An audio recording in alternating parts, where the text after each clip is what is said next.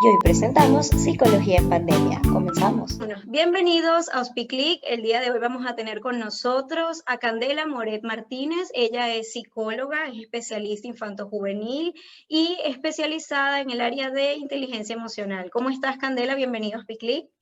Hola Jessica, muchas gracias. Pues nada, encantada de estar con vosotros y de resolver todas las dudas que tengáis en vuestro canal, a ver si de esta forma puedo echaros una mano. Pues bueno, hemos visto que el tema de la salud mental ha sido muy importante en lo que es la pandemia. Hay muchas dudas sobre esto y una de las cosas que quería preguntarte era que tú, que eres experta en el área infanto-juvenil, si has visto cómo ha afectado la salud mental de nuestros jóvenes después de la pandemia. Vale, pues mira, te comento un poco las cosas que a mí me han llamado más la atención. Lo que más me ha llamado la atención sobre todo es como la incoherencia que hay entre la comunicación verbal, lo que dicen los chavales, pero luego la realidad que está pasando. ¿Qué quiero decir con esto? Después de la pandemia, aparte de los pacientes que tengo, he estado trabajando en diferentes coles, dando formaciones. Y cuando yo le pregunto a los chicos, desde los 8 más o menos hasta los 16, 17 años, cómo han vivido el confinamiento, es sorprendente porque ellos te dicen que lo han vivido fenomenal, que no ha habido ningún problema, que estaban contentos de quedarse en casa, de no tener que salir, que no echaban de menos los amigos porque ya tenían esto de las videollamadas y de jugar online a la Play y que tampoco, pues eso, tampoco era para tanto. Entonces, esto sí que me llama la atención y creo que es un dato un tanto preocupante porque que un niño que tendría que estar subiéndose por las paredes para salir a la calle te diga que está cómodo en casa 3 meses llama bastante la atención. Ahora, una cosa es lo que ellos dicen y otra cosa es lo que se ve. Y lo que se ve es que cada vez hay más problemas de niños con pocas habilidades sociales, con mucha ansiedad, con poca tolerancia a la frustración, con poco manejo de la gestión emocional. Esto es lo que hay un poquito detrás. Sí que es verdad que antes de la pandemia ya estábamos viendo que el tema de las consolas, las redes sociales y este mundo virtual e irreal podía acarrear problemas. Claro, lo que ha hecho la pandemia es obligarnos a esta nueva forma de vida. Porque antes los niños, pues bueno, tenía también el empujoncito de los padres de tienes que salir, tienes que quedar, tienes que ir a casa de tal amiguito, de fulanito, a celebrar cumples, pero ahora ya no se puede. Ahora en los recreos ya no pueden jugar, en la calle no pueden estar más de 3, no pueden ir a casas unos de otros, no pueden tener esta parte de contacto. Entonces ellos que de por sí ya se vuelven comodones, llega esto, lo cogen de excusa y en casa y al mundo irreal, en la maquinita, donde si tengo algún tipo de problema, pues lo único que tengo que hacer es apagarlo y ya está. Y no me Esto sí enfrento a que ello, ¿no?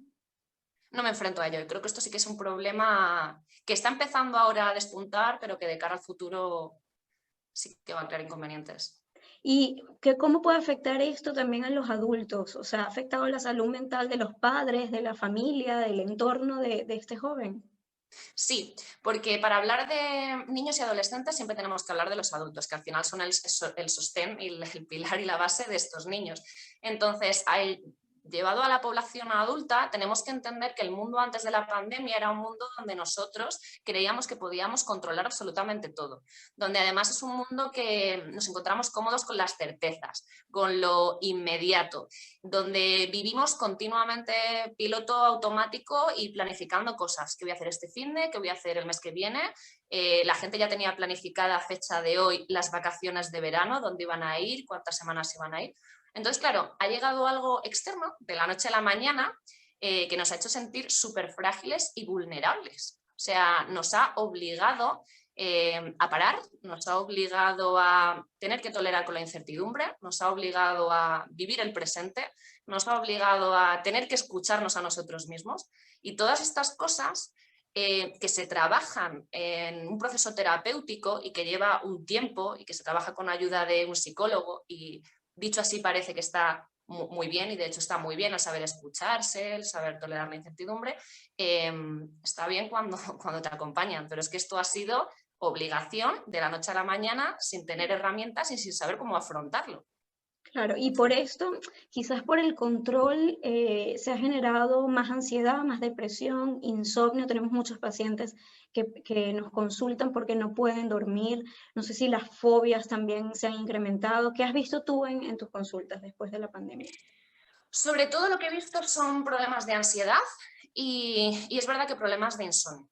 Insomnio por el tema del desajuste un poco de las rutinas que teníamos antes. Bueno, en el confinamiento fue algo que ya lo teníamos como asumido. O sea, en el confinamiento hasta la persona que dormía como una marmota, al final tenía un desajuste que le daba igual si eran las 2 de la tarde o las 2 de la mañana.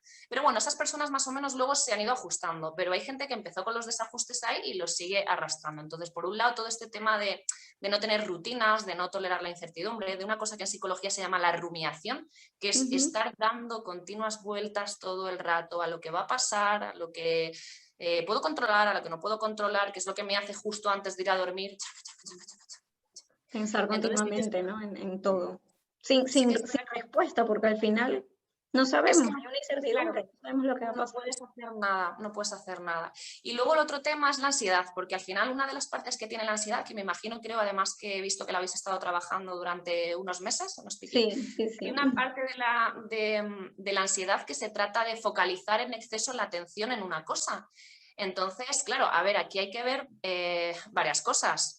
Nosotros focalizamos en la pandemia. Uno, porque existe, y eso es así. O sea, ahora el miedo que genera la ansiedad es real, porque el virus está. Pero luego, además, ha pasado un año y aunque nosotros intentemos focalizar en otras cosas y no alimentar esa ansiedad, es prácticamente imposible, porque pones la tele o te metes en internet y te están recordando todo el rato, oye, ojo, no te olvides que aquí hay peligro. Entonces, todo eso, otra vez, focalizamos en la ansiedad. Luego también, que hay algo que dé más miedo que no saber qué va a pasar. Es que no es no saber qué va a pasar en un año, es que no sabemos qué va a pasar con nuestro trabajo en un mes, no sabemos qué va a pasar con la selectividad, los chavales, no sabemos qué va a pasar con mi universidad, cómo la voy a hacer, si online o no online. No sabemos si en 2 fines de semana voy a poder estar dando una vuelta con mi amiga. O sea, no se sabe nada y con eso tenemos que estar viviendo todos los días. Esto genera mucho malestar. Y las personas que necesitan controlarlo todo, me imagino que se sienten peor aún, porque no tienes herramientas, no sabes qué va a pasar, y continuamente ese miedo, como lo hemos hablado ya en Hospiclic, te genera cortisol. Entonces es una cadena que no para. Comienzas a generar cortisol, la ansiedad, o sea, y todo es un círculo, ¿no? Y no hay forma de pararlo. Pero sí que hay herramientas para controlar la ansiedad y para ayudar a nuestros niños. ¿Cuáles podrían ser, o nuestros jóvenes o adolescentes? Según tu experiencia, ¿cuáles son las herramientas que le puedes decir a las personas que te están viendo que podemos usar tanto para nosotros como para la juventud, para los jóvenes? Vale, como me imagino que este canal lo verán adultos, yo quiero explicarle a los adultos y a los papás una cosa. Esto es como la pescadilla que se muerde la cola, que es una expresión que no sé si es de allí, pero aquí en España se dice mucho. Es lo que has dicho tú generas más cortisol, tienes más ansiedad, focalizas más la atención, como tienes más miedo estás hipervigilante y entonces de ese círculo y de ese bucle no salimos. Ayudar a nuestros hijos, lo primero es echarnos un vistazo a nosotros mismos. ¿Por qué? Yo siempre explico en terapia que todo el mundo tenemos una mochila a la que vamos cargando con piedras de diferentes tamaños que nos pesan más, nos molestan más o menos. Entonces, los niños también tienen su propia mochila y no creemos que como es una mochila pequeñita no les pesa en relación al tamaño que ellos tienen. La diferencia es que nosotros, como adultos, se supone que deberíamos de tener ya las herramientas para saber vaciar esa mochila.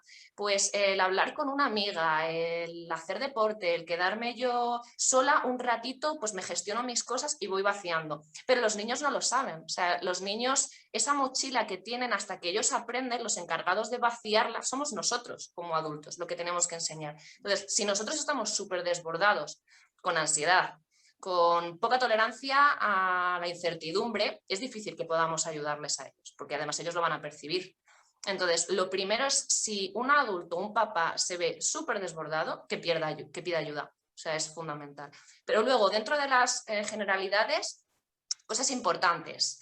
Uno, fundamental, hacer deporte. O sea, seas deportista o no seas deportista, yo no pediría que sea aquí un deporte extremo, que genere esa actividad. Que si habéis hablado de la ansiedad, me imagino que todos los beneficios justamente hablamos del ejercicio, la ansiedad y la depresión, ¿no? Y todo lo que libera el deporte. Y no tiene que ser el mismo deporte lo que a mí me gusta, lo que le gusta al otro, ¿no? O sea, yo siempre digo que si a ti te gusta hacer pilates, pues bien, porque ahí vas a liberar más endorfinas, más dopamina y todo eso te va a ayudar a controlar la ansiedad. Pero de pronto a mí me gusta el boxeo, a nosotros nos gusta más el box, entonces ahí liberas otras cosas. Pero es eso, es importante no quedarse inactivo, pero la ansiedad te tiende a llevar a eso, ¿no? Como a una mezcla entre ansiedad y depresión y llega un momento que como que no te provoca nada por lo que dijiste anteriormente. O sea, la incertidumbre, no sé qué va a pasar, total, me da igual. Y eso es lo que creo que hay que evitar.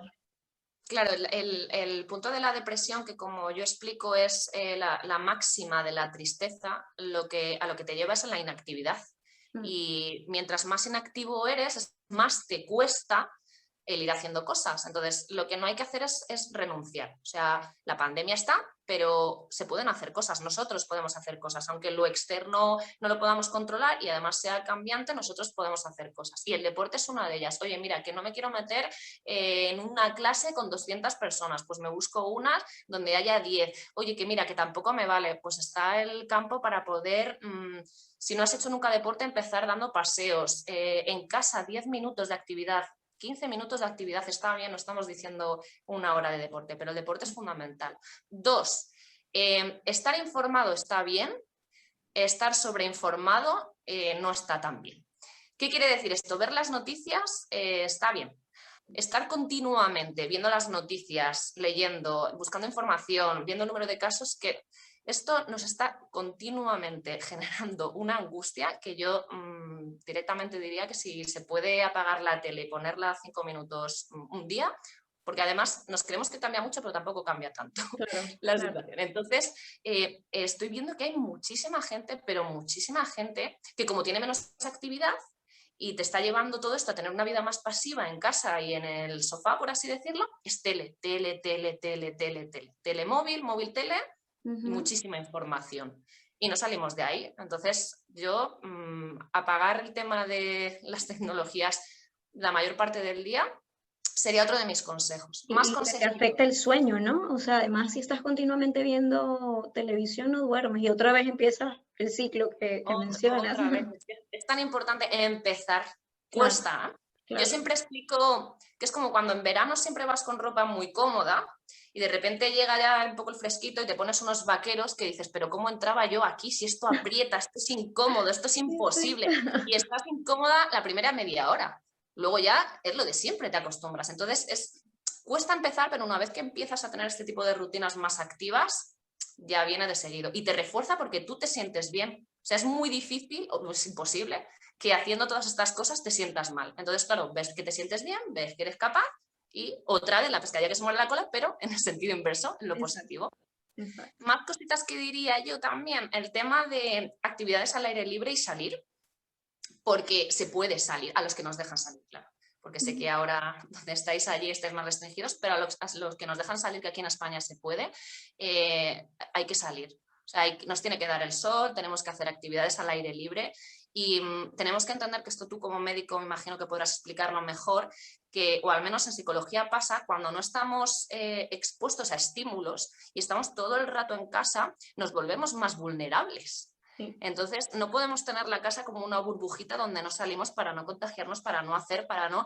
Y vamos generando todo esto, porque entonces el día que salgamos somos muchos más vulnerables para estar malitos. Claro. Entonces, dentro de respetar las medidas, hay que salir y si antes nos metíamos en un centro comercial a hacer actividad o en un bar, pues ahora pues hacemos un picnic en el campo, pero es necesario estar sometido a diferentes estímulos. Y la Por mucho importancia del contacto humano, ¿no? Puede que estemos solos, pero el ver personas, el comunicarnos, el hablar, el saludar a alguien, lamentablemente no podrás abrazarlo, besarlo, pero ese contacto libera, bueno, oxitocina entre otros y eso te produce estar mejor. O sea, te quita la ansiedad, te ayuda a controlarlo, pero como dices, es un círculo y no sabes en qué momento dices, pues prefiero no salir. Muchas personas incluso no tienen miedo del virus y dicen, bueno, pero es que estoy más cómoda en casa. Y personas que eran súper extrovertidas se han ido como aislando por esta situación siendo adultos. Entonces me imagino lo difícil que será para una persona joven, un niño, atravesar por todo esto.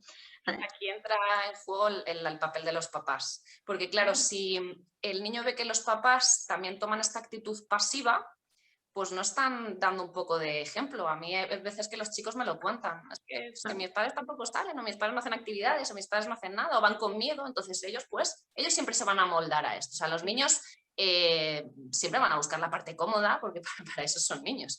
Entonces está la parte de los papás de ser un poco machacones, de oye, vamos a salir, y que ellos vean que sigue habiendo actividad en casa.